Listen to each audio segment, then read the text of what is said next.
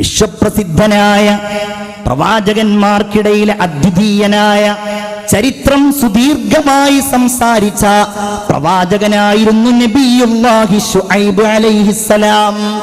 നമ്മളൊക്കെ ആവേശത്തോടു കൂടെ തന്നെ പറയാം സയ്യിദുനാ ശുഐബ് അലൈഹിസ്സലാം. അദ്ദേഹം അറിയപ്പെടുന്നത് പോലും പ്രവാചകന്മാർക്കിടയിലെ ഒരു പ്രഭാഷകനായിട്ടാണ്.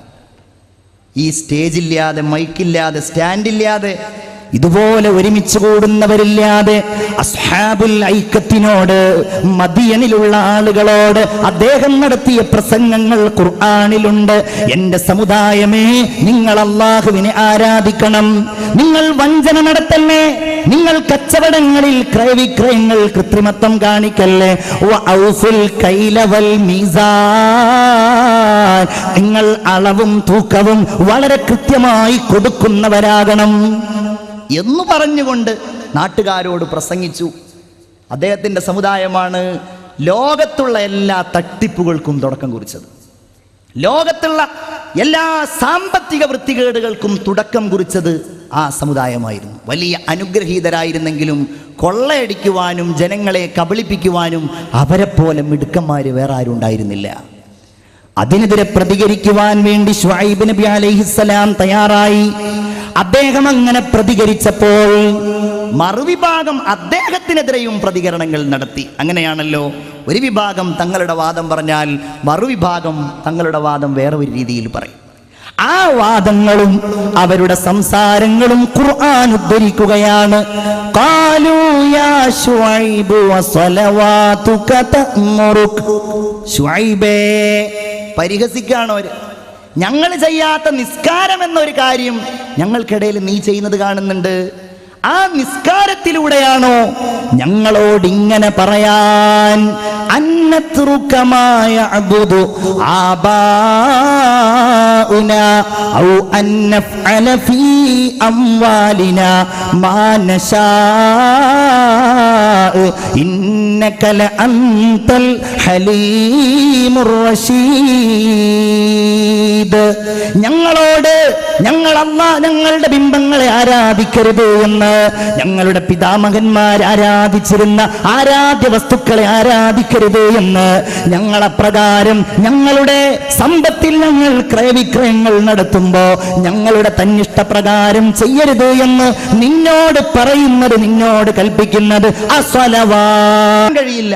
കാരണം അത്രയും ചരിത്രങ്ങളുള്ള ഒരു മഹാനായ മനുഷ്യനാണ്. എന്താ പ്രത്യേകത? ഞാൻ വിശദമായി പറയുകയല്ല. ശുഐബ് നബിയുടെ മദിയനിൽ നിന്ന് തൻ്റെ പ്രിയപ്പെട്ട ഉപ്പയെയും ഉമ്മയെയും കാണാൻ വേണ്ടി ഈജിപ്തിലേക്ക് അദ്ദേഹം യാത്രയാവുകയാണ്. ഖുർആൻ ആ സംഭവം പറയുന്നുണ്ട്. ഗർഭിണിയായ ഭാര്യ തൻ്റെ കൂടെയുണ്ട്, 1-2 സഹായികളുണ്ട്, തൻ്റെ കൂടെ കുറച്ചാടുകളും അപ്രകാരം കുറച്ച് മൃഗങ്ങളുമുണ്ട്. അങ്ങനെ നടന്നു വരുന്ന സമയത്ത് അവർക്ക് വഴിതെറ്റിപ്പോവുകയാണ്. കൂരിരുട്ടാണ്. എങ്ങോട്ടാണ് ഭാര്യയെ കൊണ്ടുപോകേണ്ടത് എന്നറിയില്ല. പെട്ടെന്നതാ ഒരു വെളിച്ചം കാണുന്നു.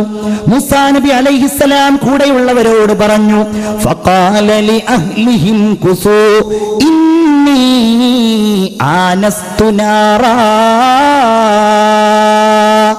ഞാനതാ ഒരു തീ കാണുന്നുണ്ട്, ഞാൻ ആ തീയുടെ അടുക്കലൊന്ന് പോയി നോക്കിയാലോ, ആ വെളിച്ചത്തിന്റെ അവിടെ വന്ന് പോയി നോക്കിയാലോ.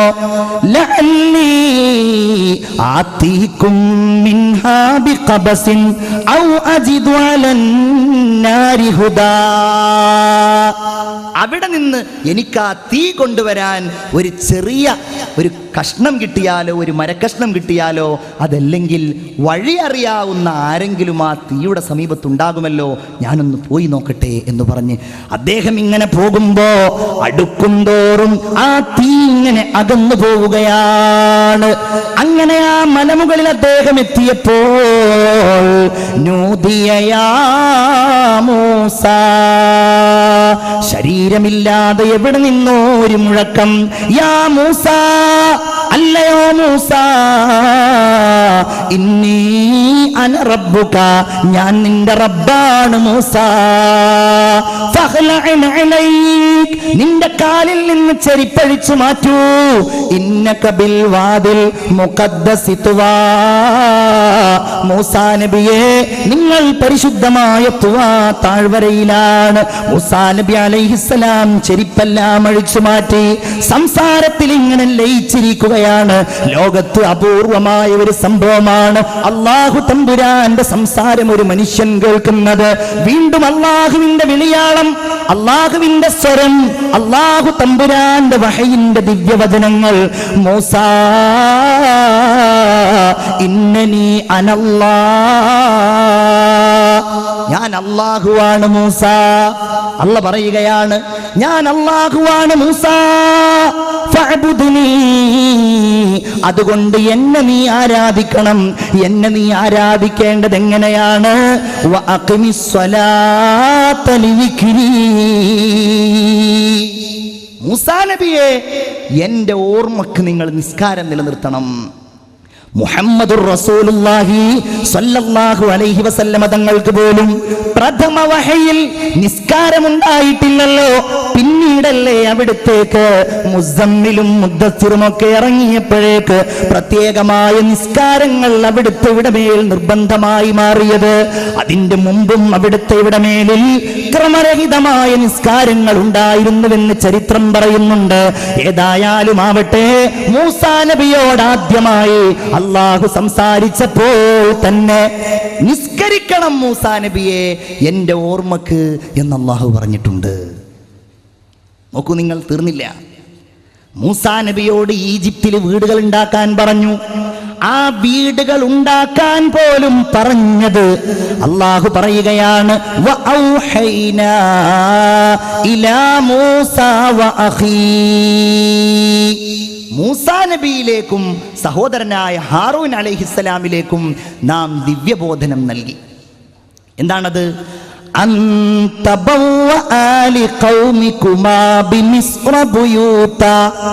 നിങ്ങൾ നിങ്ങളുടെ സമൂഹത്തിന് വേണ്ടി ഈജിപ്തിൽ വീടുകൾ ഉണ്ടാക്കണം.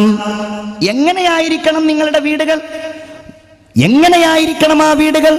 വജ്അലൂ ബുയൂതകും ഖിബ്ല, ആ വീടുകൾ നിങ്ങൾ എന്നിലേക്ക് മുന്നിടുവാനുള്ള സംവിധാനത്തോടെ ആയിരിക്കണം സജ്ജീകരിക്കേണ്ടത്.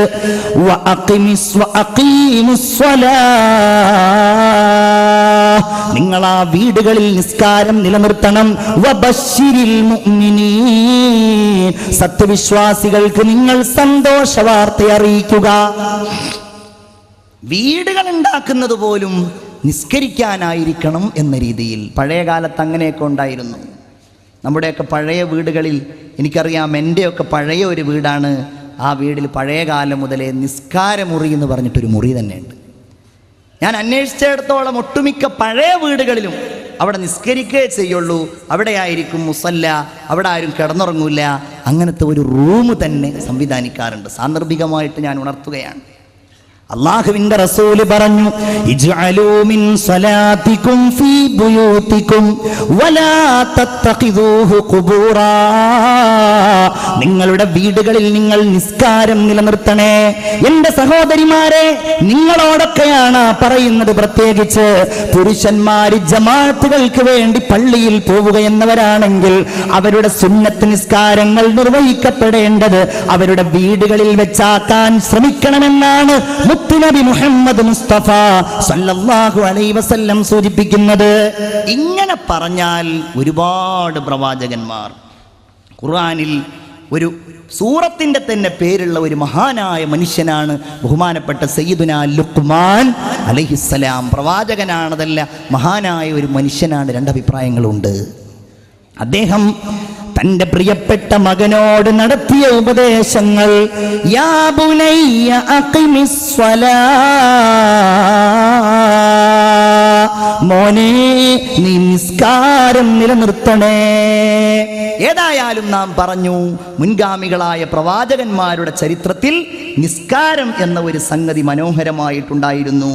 അതുകൊണ്ടല്ലേ മിഅ്റാജിന്റെ രാവ് കഴിഞ്ഞു വന്ന് ആ സംഭവം വിവരിക്കുമ്പോ റഅയ്തു മൂസാ യുസല്ലി ഫിൽ ഖബ്രി ഖായിമാ, കൊല്ലങ്ങൾക്ക് മുമ്പ് മരണപ്പെട്ടു പോയ മൂസാ നബി അലൈഹിസ്സലാത്തു വസ്സലാം ഖബറിന്റെ ഉള്ളിൽ നിന്ന് നിസ്കരിക്കുന്നത് ഞാൻ കണ്ടു എന്ന് ഹബീബായ നബി മുഹമ്മദ് മുസ്തഫ ഇബ്രാഹിം നബി അലൈഹിസ്സലാമിനെ നിസ്കരിക്കുന്നതായി ഞാൻ കണ്ടുവെന്ന് മുത്തുനബി മുഹമ്മദ് മുസ്തഫ സല്ലല്ലാഹു അലൈഹി വസല്ലമ തങ്ങൾ ചൂണ്ടിക്കാണിക്കുന്നത്. അങ്ങനെ കാലങ്ങൾ കഴിഞ്ഞ് നമ്മുടെ സമൂഹത്തിന് അല്ലാഹു തആല നിസ്കാരം നിർബന്ധമാക്കിയതാവട്ടെ വലിയ ഒരു ചരിത്ര സംഭവത്തിലൂടെയാണ്.